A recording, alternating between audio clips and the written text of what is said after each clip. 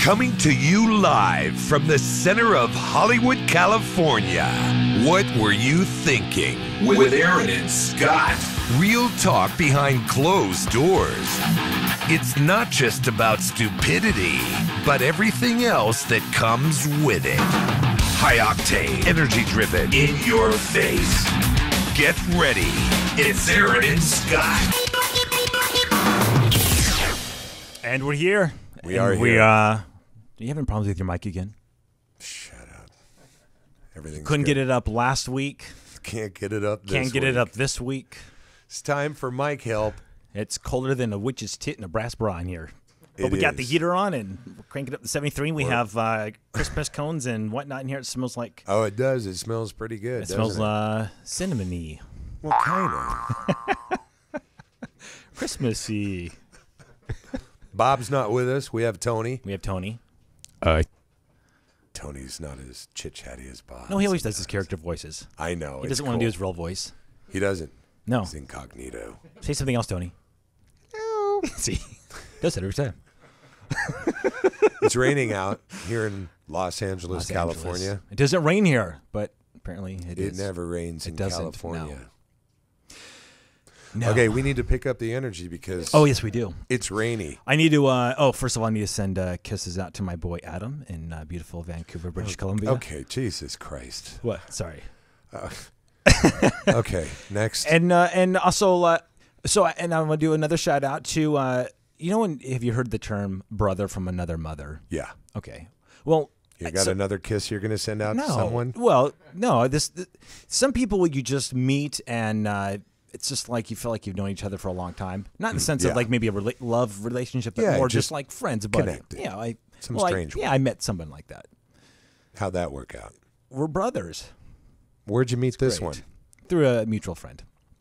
And you just feel like you've known Just him? feel, yeah, it's just like one of those things where you know someone. It's like some people you only talk to socially or whenever you can, and others Your you gadget's can vibrating. you can chat with. Your gadget's vibrating. Adam, you can't text me while I'm on the show. What Jesus? Okay, so okay, would you like to send out a brother loving to another mother, brother? No. Whatever the fuck. Is that what's up? No, that's I'm good. Was it? So it's Christmas season. I'm in the I am in the I'm in the season of giving because there was a homeless man that was at the intersection standing, and I gave him some cash. So, that's Yeah. cool. The season of giving. I normally don't. I usually just drive by because they know they're going to buy it on alcohol. So You didn't care if he's going to go buy booze today. no, I really didn't. Maybe I should have picked up a bottle of brandy. Isn't it funny how everybody feels so giving during the holidays? Like Right. people don't eat during the rest of the year or drink liquor. It's funny. It's all those Christmas specials they play on TV. I guess so. Miracle on 34th Street. Yeah. It's a Wonderful Life. And it makes you think, God, I'm living a shady life right now. I need to do something good. Send out a little hello to him, too. What was his name? Earl? Marv. Wait, what? I'm going to send a little hello to Adam, my brother from another mother, and Earl over there on Vine in Hollywood. Is there a shout out you'd like to give Scott? No, you're covering all the bases. Tony? Tony? Mom. He's going to say hi to Mom. Okay. It's always good. Well, that was his real voice on that one. Yeah. Ruined it. No, it's okay. So what's the latest? What's the latest? Well, the latest is we have an amazing guest on our show tonight. I just met her. She's really pretty. Pretty. And Yeah. very, very nice. Well, Joe, our promoter, love the guy, amazing. But he said, when you meet her, she's going to be beautiful. And Joe's never wrong. He wasn't. Your gadget's vibrating again. Can Yeah. you do something with him? Oh, yeah. Adam's going to have to put you on the chair there, buddy. So when I saw her, she's gorgeous. So she's going to join us. You know what I like about this show is that the guests that we have come on, actors, actresses, these are iconic people who have made an imprint in movies. Right. They're not just an actor and actress, but they have actually done something to Right. make a difference. Right. Michael Berryman, Yes. Hills Have Eyes. Yes. Tyler Mane, Michael Myers. Yes. Who's the other one? Who else have we had? Brooke. So I mean, these people that have made an impact in movies. Yeah. And tonight we have Caroline Williams. Yeah. It's going to be very cool. Texas Chainsaw Massacre. She's done a lot of other things too. I've got a few questions. Well, I do her. too. We have a list full of questions to So run by here, but we'll do that later in the show. yes. What's the latest? Well, the latest, Usually you I come up know with some you things. love the news, the little things they come up with, because Hey, this I have is something interesting. I noticed the gardeners were with their blowers today. Yeah. It's pouring outside, and yet they managed to still blow mud and dirty leaves Of all course. over the place. Well, they just Isn't that amazing? instead of dust, it's mud. It's mud Yeah, splattering on the side of the cars. right. As still long don't as those understand. sidewalks are clean. I just had to bring that up. Anyway, Well, that's good. okay. What's new and Well, exciting? it's Christmas time. It's the Christmas season of giving, which is, and actually, when I was finding, stories and things to talk about, topics, this is actually, well, it kind of pushed me into helping this homeless man and giving him some cash towards, whatever he wants to buy. But anyway, this is a good story, heartfelt, warm, and I'm sure everyone else is just going to go out and do something nice after I read these wonderful Christmas stories. I'm certain. So there's we'll call it the shoe shine man. He retires. Okay, so guy, shining your shoes, right? Right. Old, Like at the airport. Like at the airport, right? Right. So this guy, They don't have those anymore. Wonder why. not as, I mean, They do? yeah. I never see them. LAX has one. Yeah, most. Used to be all over the place. Buildings downtown, Well, there's courthouses. there is a guy who donated his tips. We're talking since 1981, $200,000 in tips. Right. Okay. Now you think these guys that are shining shoes, they're not going to make a lot of money, but all his tips he put away, Right. and he donated over this time period $200,000 to the Children's Hospital of Pittsburgh. That's pretty cool. Isn't that awesome? Yeah. And he would actually, so this guy, he would wake up at 3:30 on Tuesdays and Thursdays, and he would take two buses to get to this hospital, and he would actually shine shoes at this hospital. Right. And he would charge $5, and they would tip him and stuff like that. But that over the years, and he would go to train stations and whatnot. But yeah. So all those that tips, sounds pretty cool. $200,000. What did he live on? Well, I'm sure he charged, and then they tipped, and so all the tips, it was the tips that he donated. That's pretty cool. Yeah. Wonder if any government official came in and said, "Hey, you didn't pay taxes on those." Now, you this is imagine? what's great is because here's a guy who's There's always something. he's giving his money, but he's seeing his money. He's making a difference. He's seeing where his money's going. Right. It's like when you go to the grocery store. Hey, sir, do you want to put $5 towards the crippled or towards this or towards that? You don't really know exactly if it's You don't know where it's going. You really don't. I don't. A lot of times. Have you ever contributed to the crippled? No, because I don't believe it really goes anywhere. I don't know. I don't really. It's not like I'm a think- mean person. I honestly haven't. I just don't know if it really goes to that. Yeah. But I have done the little quarters, you put into the Jerry's kids. yeah. It's usually Jerry's kids. Yeah, Jerry's kids. Yeah, you put Yeah. the quarters in the slot. Yeah, I have. You put them in Jerry's Kids? Yeah. That's terrible. Should be ashamed of yourself. Totally. Anyway, Anyway, it depends on the organization if I know exactly what it is. But half the stuff I don't know I don't know these places. right. I could set up there in Savvy Fund, and it goes to the Savvy Fund. It goes to the Savvy Fund. You might notice maybe just 1% gets to the Savvy Fund. The rest Right? went to pavilions Absolutely. or whatever. Yes. It's terrible. But anyway, yes. And so switching stories, going into Nevada, there was a girl at a Starbucks who basically the customers, when you go through the drive-thru, Right. there was a drive-thru, there were a pay it forward for 73 orders. So someone would come through and say, hey, I'm going to purchase. It's the giving season, it's Christmas season. Hey, by the way, course. I'm just going to pay for the person behind me. What do they order? I'm going to pay for it. So they did it, and the girl that was working at the window, her name's Brittany Murray, 19. She basically kind of carried it on. So when that person left and the car pulled up, she would thank them and say, hey, the person in front of you just paid for your stuff. Would you want to pay it forward to the person behind you? Now, most of these people are going through or maybe get like a latte. You know, they're spending under, you know, maybe under $5. But some of them might pay $10, $15, $20 depending on how many orders the person behind them. But consecutively, there were 73 people that paid it forward. Isn't it through the a same? Starbucks? Seriously, isn't it the same as just everybody paid for themselves, kind of, in the end? No, because someone came through and... Wouldn't it be funny if the person behind heard that and ordered like $500? Well, yeah, exactly. What if someone from the office, hey, Julie, you know, everyone up here... Look what they're doing over here. You see this guy go ripping around, come back around, get in line. He said, yeah, we'll have 100 mocha lattes and maybe 42 frappe latte or whatever. Frappe lattes. I don't even know what these I drinks love are. those frappe lattes. And maybe some Cinnabons or whatever if they sell those. Somebody gets a $900 bill. Would you like to pay the people behind you? Okay. Yeah, pay it forward.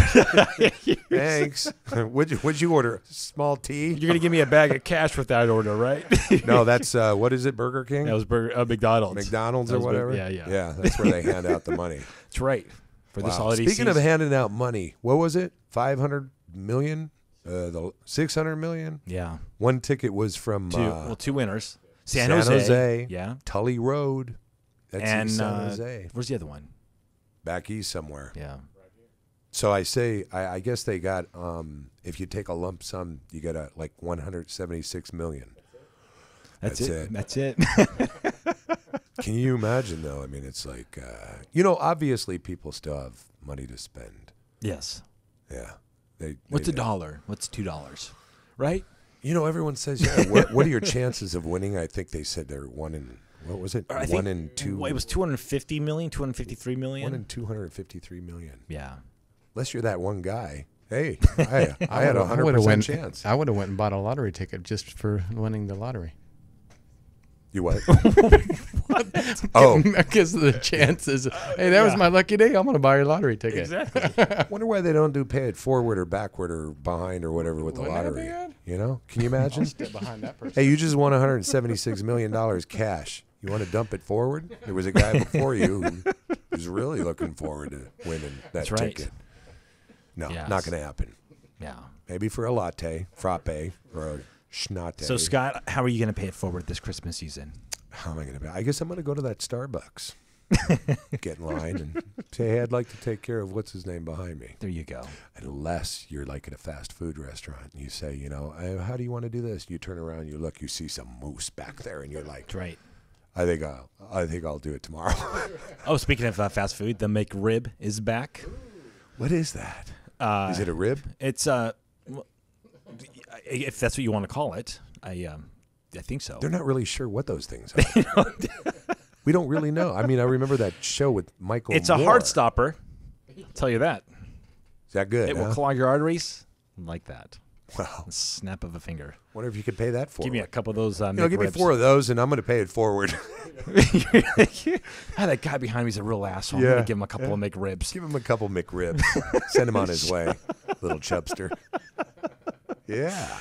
Oh, on that note, let's Duck take a Dynasty. break. Oh, yeah. What about Duck Dynasty? It's a cool show, I hear. Yeah. Everybody's hating everybody again. I love it. You know, what do people expect? Okay, is the show? I've never seen it, but does it take place in the South or the Midwest? I think it's the South. It's the South. Yeah. And they're Caucasian. They're Yes. kind of, what would you call Hillbillies. that? Hillbillies. Yeah. Is redneck come to mind? No hillbillies. Okay. What's the difference? What's the difference? I'm just curious between a hillbilly and a redneck. Yeah. Should talk There you on go. it. I know. Hillbilly is like Tennessee. And area. redneck is Midwest, right? Actually, and they would be just white trash. Where? Rednecks? This Duck Dynasty. That's white trash. Yeah, they're kind of a mixture between, I guess, redneck and And white trash. Okay, so Yeah. what are people surprised about? That they've been, what? Has it been anti-gay and anti... Yeah. Well, they compared being gay to bestiality. so it was an anti-gay comment. Yes. And so what are people surprised? You know, right? Jeez. would you take them seriously? No, I'm just like, well, it's part of the show, right? I mean, it's like, that's them. What do you expect? Yeah, it wouldn't be the same if it taken Yeah. it serious. Yeah. It's just kind of like, It doesn't bother me. I let it go. Yeah. I have too many other things to worry about than Duck Dynasty. Yeah. God, I don't even think I've watched an episode all the way through. Let alone I've maybe never 30 seen seconds. anything. I know one of the guys has a beard. I know they do duck calls and something, or they make whatever. They all have beards. They all have beards. There you go. Yeah, that's what you get between a redneck and a white trash. There you go. Yeah. What were you thinking with Aaron and Scott? The show that gets to the core of all the bull. Thursday night, 6 p.m. Pacific, 9 p.m. Eastern. We here at the studio are really athletic guys, and as a result, we're always pulling this, overstretching that. You know how it goes. You get hurt from time to time, or you just sleep wrong and wake up with some sort of ache or pain. But no matter what the situation is, we choose who we consider to be one of the best chiropractors in L.A., Dr. Chet Millett. Headaches, backaches, neck aches. He's the guy we trust with our pain. Dr. Millett is located at Body Structure in Hollywood, California on Cole Street across from Gold's Gym. Seriously, we know this guy. He's got the experience and expertise, and he cares. That's Dr. Chet Millett. Give him a call at 323-469-8062 or look him up on the web at bodystructurela.com, or you can find him on Yelp. Dr. Chet Millett. He's the guy we trust with our pain. From the darkness below, an intense and thrilling game by the creators of Appcode Source, bringing the ultimate Gangnam game directly to your devices. Gangnam Speedrunner. Now available on your app store. Get ready to run. This app is rated G for Gangnam. Visit GangnamSpeedrunner.com. Wicked. And we're back. Work it. God, Who is this? Who is this? It's me. Hi, Caroline. Caroline Williams, ladies and gentlemen. How are you? I am so excited.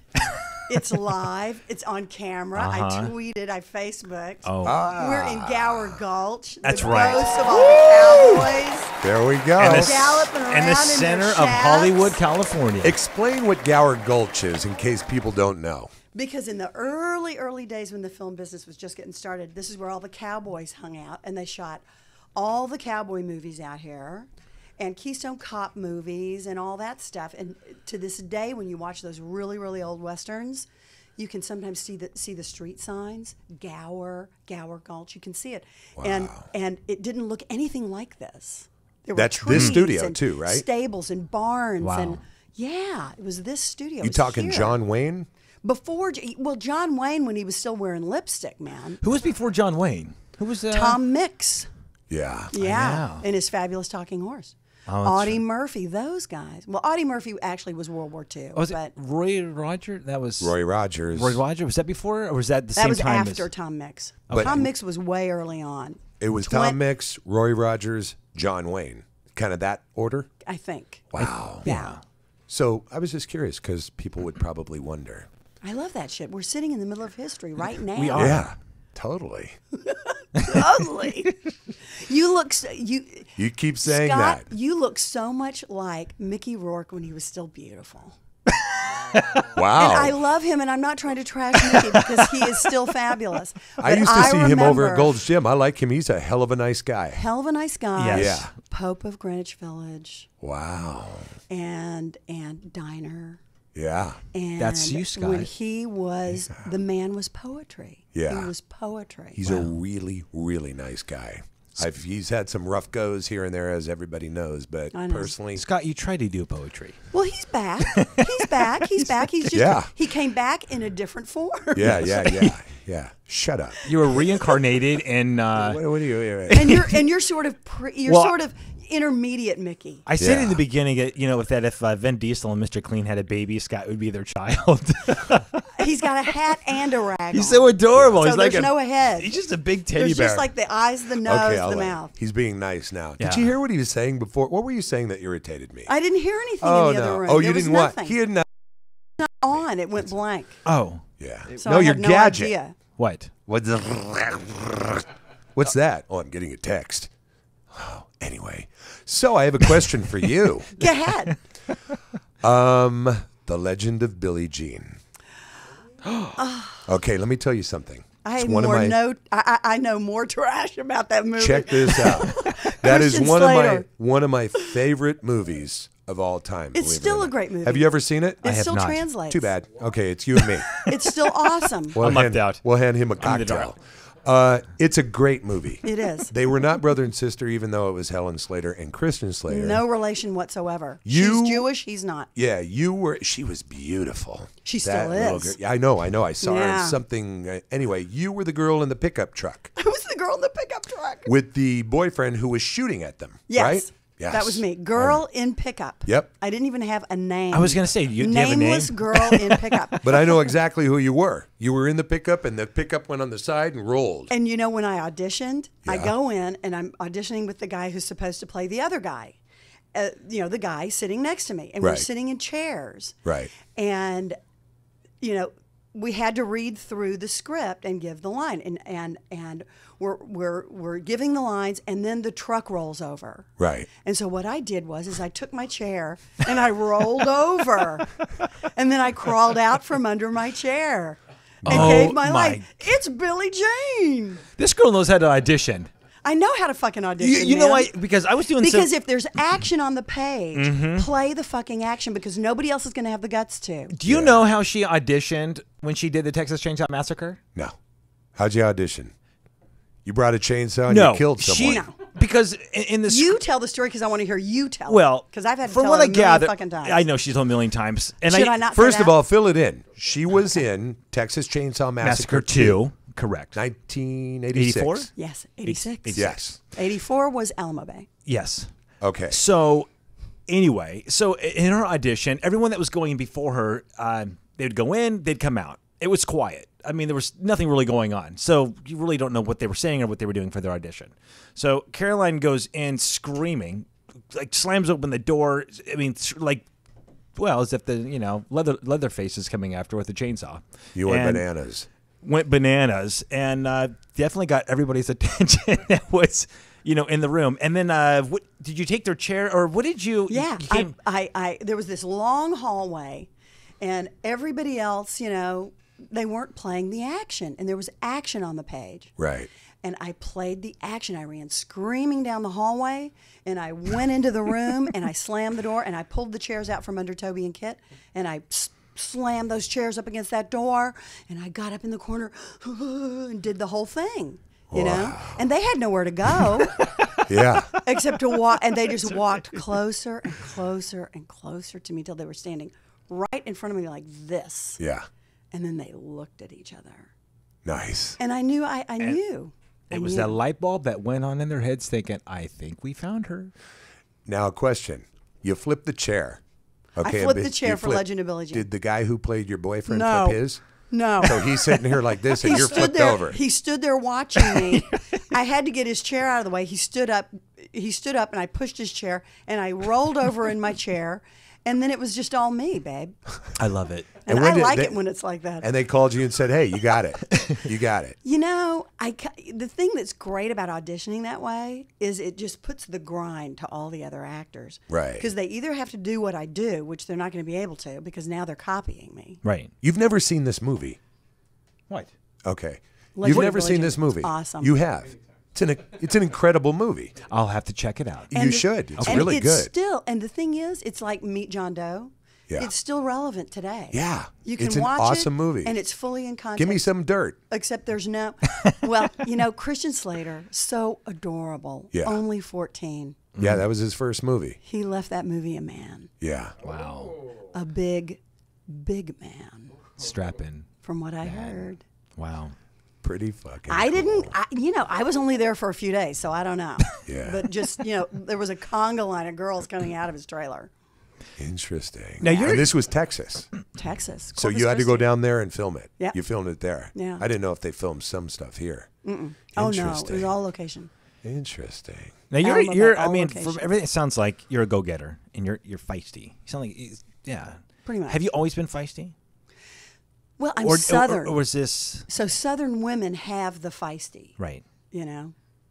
and a Southern man will say, yeah, she's a feist, which is sort of like having a short-tailed, small, angry dog under your porch. Right. And that's a good thing because it comes with lots of good stuff.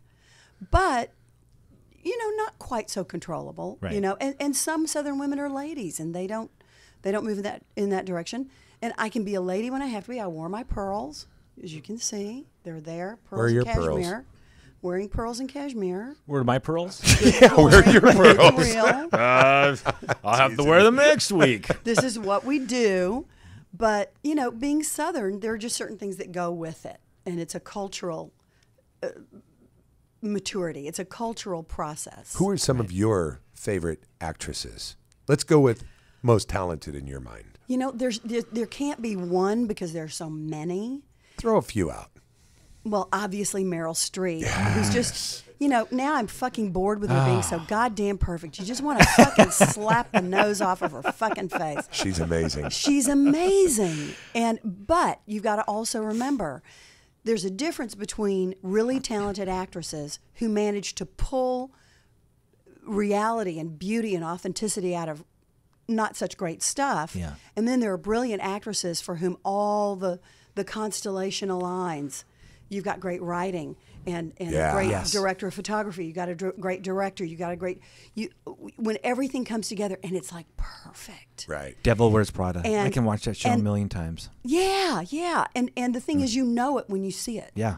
But the thing that I love about horror films, which is my more specific genre, is when you look at a lot of these young actresses and not so young actresses, my contemporaries, Lynn Shay and Dee Wallace and Barbara Crampton.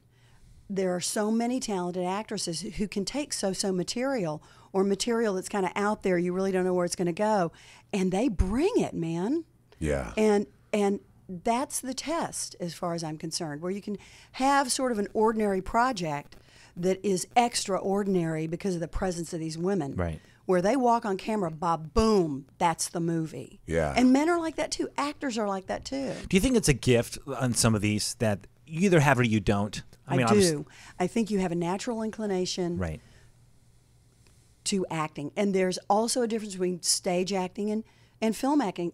You know, Julia Roberts could not make it on the Broadway stage. She's a film actress. She's a great film actress. Yeah. But a stage presence, I mean, the person that I recall who has it all, who has it absolutely all, Angela Lansbury. I just And saw she's her in an still interview doing the it. other God, night. I remember Murder, She Wrote. That was one of my favorite shows when I was a kid. Gaslight. Yeah. Yeah. From playing Lawrence Harvey's mother when she was only 4 or 5 years older than he was. You know? And she What's was, your favorite horror movies? God, just there's curious. just so many. There's so many. The two that will always stand out in my mind, and two of my favorite actresses as well. The Omen with Billy Whitelaw playing the nanny. Billy Whitelaw, if you've ever seen The Craze, No. oh, fuck me, Father. I don't mean it that way. She plays the nanny, but in The Craze, she plays the mother of these profoundly sadistic and diabolical gangsters in England. It's a true story.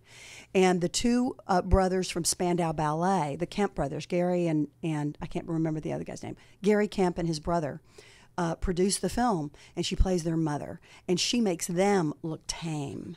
Wow. And she has such power and What such year was passion. This would have been 70s.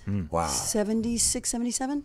And your other one? And the other one is The Exorcist. Oh, yeah. And it's not, and I love Ellen Burstyn, but the actor who really just crushed it was Jason, not Jason Patrick. He played Father Karras. Oh, Right. fuck, now I'm going up on his name. Hit that IMDb. What is that, Tony? That's his job. He'll check He it wrote out. that championship season. He just was stunning to me. Okay, and go on from there. Let's just say your top 5. So 3, 4, and My 5. top 5 actresses or actors? Movies. Movies. My top 5 movies. Horrors. Horrors. So we got Exorcist, The Craze. God, that's hard. Any of the Halloween movies? Did you like Halloween with Jamie Lee Curtis? Yeah, I like the Halloween movies, but there are better movies. I like The Lords of Salem. I thought that was really impressive. Yeah. I liked the new Chucky, the most recent reincarnation of Chucky that Don Mancini did. Right. I like anything that James Wan does. I think his movies are amazing. Wow. And part of it is there's like a new trend in horror. There's a juxtaposition between incredible beauty that you find in set design, photography. Right. You know, those tableaus in James Wan's movie Insidious, where the guy goes into that other world and you see these frozen figures in the movie. Right. And they're standing still, but they're murder scenes. Yeah. And they are at once incredibly beautiful, but the beauty is what makes it terrifying, and the way it's lit. And one of the movies I have out right now, Contracted, has scenes of incredible beauty, and the young actress in the lead, Najara Townsend, who you're going to hear about in the future because she's astonishing, is this incredibly beautiful girl who goes through this phenomenal degeneration, you know? Yeah. And When did you do this? Contracted is out now. Right. It's on iTunes. It's on Netflix. It's on your pay-per-view and VOD. And we were in theaters as well. We had about 25 theaters. So it's out now. I shot that just before I shot Hatchet 3, which also has scenes of amazing beauty. I mean, you know, B.J. McDonnell is a photographer, so he totally understands how to light. And you know, we were out in this amazing swamp in Louisiana, and he had it lit like it was a studio set. Wow. And we are in the heart of the bayou, Yeah. and it looks beautiful. Wow. And then Kane steps into the frame, and it's like, wow, What time of year did you shoot it? summer. Oh, God. So it was hot, humid. It was hot, and it was humid, and it was sticky, and we were covered with mosquitoes, and I loved every minute of it. And I got to fall in the mud, and I got to fight, and I got to scream and yell and shoot the gun, and it was fantastic. How long was the shoot for? How long did you guys? I was only there about 2.5 weeks, but the whole shoot was probably, I think they started middle of May Okay. and went to the end of June, Wow. I think. Pretty Yeah. cool. So what are you doing now? What's, Looking for the next thing. Got a new team.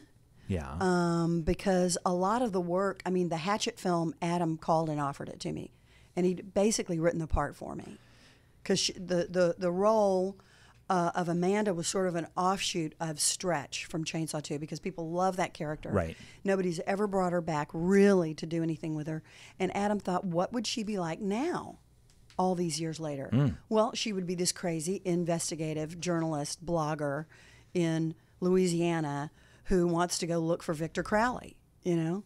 And it was just this great, great part. And he wrote it so specific to who that character is. Right. It's amazing. If there was a role or a character that you haven't played yet, is there a role? Is there something that you feel like you haven't done yet? We're sort of moving in that direction. I did a little short for Uwe Boll. Okay. Uwe Boll usually blows up Dolph Lundgren in movies. Right. But he's sort of making a switch. He wanted to do something a lot more psychological, so he did a little 15-minute short with me and Clint Howard and Tara Cardinal called Basement for a group of films called The Profane Exhibition. And it's a take on the Joseph Fritzl case, which was that crazy, freaky thing in Germany where the guy was married and his daughter supposedly ran away, and 10 years later, 12 years later, it's discovered she's been living underneath their house in a basement. And he's got kids with her. Wow. And he stuck her down there and completely tricked out this basement and the mother doesn't know. The mother doesn't know. So the mother thinks the daughter left. The mother, well, according to testimony and things like that, and nobody wanted to push it too much. They never really nailed her ass. They never really said you are a liar. Right. Because you have to be lying. Right. You can't not know that. Yeah. It's not possible. And they never pushed her, and the press never pushed her. But Uva and I both agreed, of course she knew, and she got something out of it, and it was a sick something. And in that 15 minutes, I have a single scene where I'm smoking a cigarette in the kitchen, where she knows, and she gets off on it. So you're playing the mother. It's real fucked up. Wow. Yeah. Yeah. and I'm not doing anything but listening to music and smoking a cigarette. Right. But it's the way I smoke the cigarette. Right. Where you're like thinking. And I thought, this is awesome, because I want to do more dark side stuff. I want to do Yeah. more evil stuff. I want Yeah. to do more. And I think that's a gift. I think to Yeah. be able to tell an audience without saying anything, but only through gestures of body movement and how you're holding yourself and carrying yourself. Yeah. To be able to pull that across to where have the viewer know exactly what it is that you're thinking and that you're able to get off on that. Mm-hmm. That's awesome. Speaking of Meryl Streep, that's why I love her. Yeah. She can say nothing, and more is conveyed. She's got that look. Very interesting. Yeah. Yeah. Absolutely. And I had a chance this past summer to do a film for a friend of mine, Bart Mastronardi, out of New York. Fabulous writer here from LA named Michael Varati. Good friend of mine. He is he's deliciously talented. Yes, he is. And this is a guy, once again, who has a gift. And he wrote an entire silent film, a silent short that will weave together these tales of Poe, which is the name of the film that Bart has produced. And it's a silent. And so I got to play a Victorian character in a silent film. And I play the Angel of Death. But the beauty, the thing that's amazing about Bart Mastronardi, another photographer, is he weaves these incredibly beautiful images. We stole shots. We didn't have permits to shoot anywhere. So we went into Untermeyer Park in Yonkers, and we went into Central Park, and we went to various locations where we literally set up and we stole our shots. Alan Rokelly co-produced. Alan Rokelly does everything. Alan hand-stitched my costume. And the beautiful images juxtaposed with blood and gore and splatter. Right. It's the most, it just turns your head around. What's this called? It's called Tales of Poe. Tales of Poe. Yeah. And I'm not going to say anymore. Okay. Because we'll be out by June next year, so Wow. that's something else I'm really excited about. So all these movies that you do, Texas Chainsaw Massacre, definitely launching pad, really push you into everything. Is there a ritual, something that you do prior to each movie that you do to put yourself in that character? I learn my lines cold. What do you mean by that? For people who don't know. I don't believe in acting lessons per se. I believe it's like playing golf. You learn by doing. Right. You learn by being shitty until you're great. And that's the way it rolls for me. And I think that's the way it does for most actors who really have that thing, you know? And I'm not saying I have that thing, but I'm saying if I learn my lines backwards, forwards, up, down, so that I can just roll through it, it gives the most extraordinary level of freedom creatively. Sure.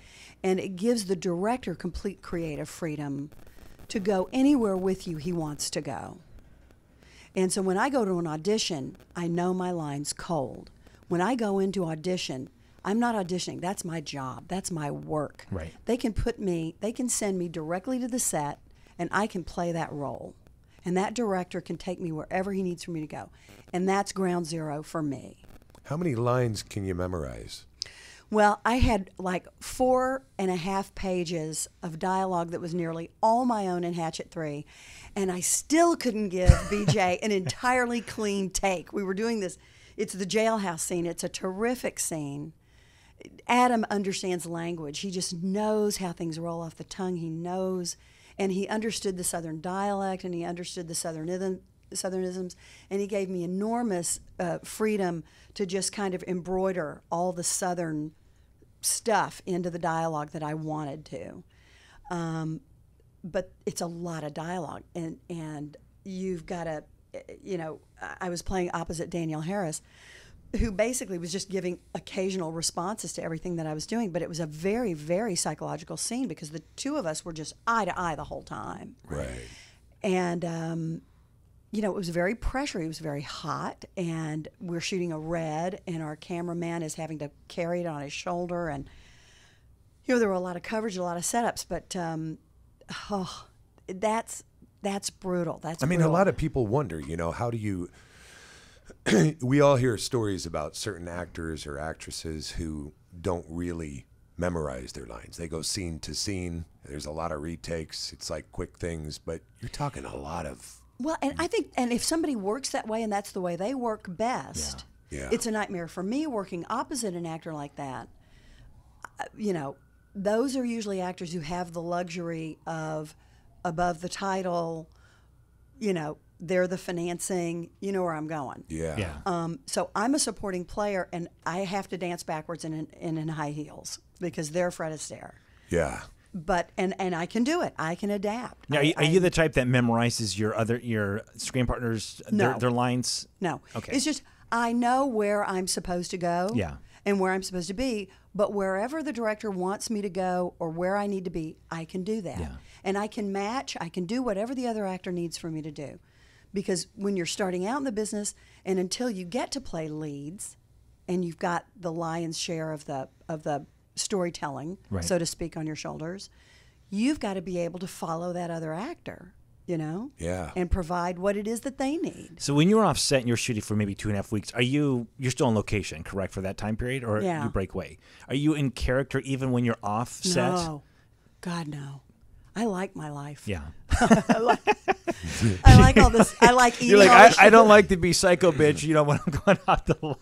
And I have a family. I've got a husband. I've got children. And for me, the challenge is going from doing work, Right. and then I've got to go home and cook dinner. And just And yeah, homework happens. like a light switch. And everybody has to get in that shower. Yeah. And, Right. you know, did you finish? Did you brush your teeth? Right. And did you do this thing? And did you do that thing? Did somebody feed the dogs? You know, you got to let the dog in and out. So practical life intrudes. But I think that that's something that's honed my discipline as an actor. You know, knowing to get out of it and leave it and Right. and life then gets to be about other people. Sure. Because you've got to have a break for it. I don't know what I would be doing if I never got married and I never had kids. I do not know how I would be doing it. I would kill myself. What brought I you wouldn't out? be able What to brought you deal out with here? it. Because I know what were you doing before Texas Chainsaw? I had done local stuff in Texas. I started acting lessons in about 83. Okay. Before that, about 82, in Houston, I started doing voiceover work, and that really took off, and it paid for all my acting lessons. I was at Chris Wilson's Studio for Actors, God rest her soul. She was amazing. And everything kicked right away. Within 6 months, I got my first role in Louis Malle's Alamo Bay Wow. with Ed Harris and Amy Madigan. And that was heavy duty for me. Yeah. You did a lot of TV shows too, huh? I did a lot of TV shows once I came out here. Yeah. I did mostly local film, and then I moved to Dallas. I mean, you know, when you grow up in Texas, the state is about this big if you've got a car. Sure. Because we drove, I started out being a singer in music in the 70s, late 70s, when I was a teenager. So driving around to gigs and driving around everywhere, if I had to go to an audition in the morning in Houston and then be in Dallas by afternoon, I had an apartment that I shared with 5 other actors. It was like a 3-bedroom apartment by Love Field. And everybody was ping-ponging back and forth all the time. We had the time of our lives. It was so fun. Wow. It was great. And when did you come out here? 86. Okay. We shot Chainsaw 2 from April through July 4th. And then the movie came out the end of August. And then I was here by September 17th. Did you have a lot of people come up to you after that? People recognize you? No. No? No. We won our weekend. We took our first weekend, and then it just kind of dropped off after that. Yeah. Yeah. And then, once you're out here in the 80s, the business was very, very different. Heavy-duty television. Everything was shot here. Things were shot on location only if the location was specific to the action. Sure. Everything was done here. It's not that way anymore. No. Yeah. No. Which is, it's a blessing and a bane, you know? Yeah. It's, the technology makes it possible for these young anybody to tell the story they want to tell, and hire the people they want to hire if they can get the financing, and they can tell the stories that are specific to where they live, Right. and what their lives are like, which I think makes all of film and television much more interesting. I love it. Let's take a break, and then when we come back, we're going to finish it with Caroline Williams. And Aaron's going to dance. And I'm going to dance. with a carrot. That's right, river dance. I don't know what the Come back. carrot thing is. With chaps on. Yeah. Because With it's chaps. Gower Gulch. Yeah. Absolutely. He's gonna It's ride. Aaron and Scott. What were you thinking? Thursday night, 6 p.m. Pacific, 9 p.m. Eastern. What if you heard something but did nothing? What if the music you loved was gone forever? Check this out. A truly intense and tightly wound app, optimized with stunning retina graphics and crystal clear electronic audio. DJ Dubstep Kit. Built specifically for dubstep enthusiasts and DJs everywhere. 5 stars rave DJs around the world. Create your own dubstep music for commercial use today. Visit dubstepkit.com. Mansion Fitness, the only place where you need to train. We've selected only the best fitness trainers to ensure you reach your personal fitness goals quickly and safely. This is the real deal in personal training, not some random trainer giving you a haphazard workout on the fly. We feel strongly about what we do, and we wouldn't put our brand on anything less. Visit us at mansionfitness.com and create a new you today. That's mansionfitness.com. No membership required. From the darkness below, an intense and thrilling game by the creators of Appcode Source, bringing the ultimate Gangnam game directly to your devices. Gangnam Speedrunner, now available on your app store. Get ready to run. This app is rated G for Gangnam.